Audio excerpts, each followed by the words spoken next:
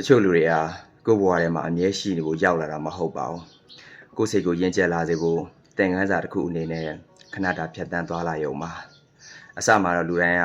ကိုယ့်အတွက်အရေးကြီးသူလို့ထင်ရတယ်အမြဲတမ်းအတူရှိမယ်လို့လည်းယုံကြည်မိတတ်ကြတယ်ဒါပေမဲ့အချိန်ဆိုတာကြာလာလေလေလူတွေရဲ့စိတ်နေစိတ်ထားတန်ဖိုးထားတဲ့အရာရည်ရွယ်တဲ့ဘဝရှောက်တဲ့လမ်းတွေကမတူညီလာတော့ဘူးအဲ့ဒီချိန်မှာအရင်လိုမနီးတော့တာဟာမေတ္တာကုန်သွားလို့တော့မဟုတ်ပါဘူးအတူလျှောက်ဖို့မတင်တော့လို့ပါမြေတစင်းနဲ့စီးလာတဲ့ရေတွေတောင်အခွေကောက်တွေရောက်ရင်လမ်းကြောင်းပြောင်းပြီးကွဲသွားတတ်တာပဲလေလူဘဝတွေကလည်းဒီလိုပါပဲခဏတာစုံရတယ်ခဏတာနှွေးထွေးကြတယ်ပြီးရင်တယောက်တစ်လမ်းစီဖြစ်သွားကြပြန်တယ်လောကဓမ္မအရာစုံညင်းတောင်မှာခွဲခြင်းရှိနေပြီးသားမဟုတ်လားဒါကိုလက်မခံနိုင်တဲ့အခါလူတွေက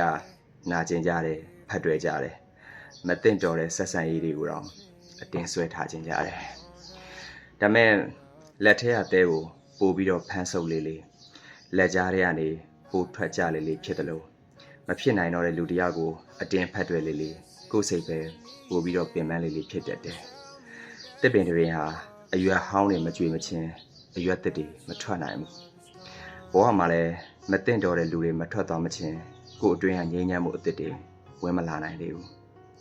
တချို့လူတွေနဲ့ဝေးသွားတာဆုံးရှုံးမှုတစ်ခုလို့ထင်ရပေမဲ့တကယ်တော့ကိုယ်စိတ်ကိုကယ်တင်ပေးသွားတာဖြစ်နေတတ်တယ်ဘာလို့လဲဆိုတော့ဘုံကံချင်းမတူတဲ့သူတွေဟာအချိန်တန်ရင်အလိုလိုဝေးသွားတတ်ပြီးဘုံကံတူတဲ့သူတွေကတော့ဘလောက်ပဲဝေးဒီနေ့မှာပြန်ဆုံရမှာပဲဒါကြောင့်ဘဝတွေကထွက်သွားတဲ့သူတိုင်းကိုမုန်းနေဖို့ဒီမလိုပါဘူးတချို့လူတွေကကိုယ်ဘဝထဲမှာရှိနေဖို့မဟုတ်ပဲ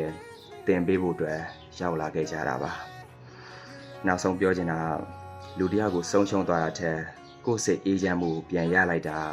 ပို့ပြီးတော့တန်ဖိုးရှိတယ်ဆိုတာကိုအချိန်တန်ရင်ကိုယ်တိုင်နားလည်လာပါလိမ့်မယ်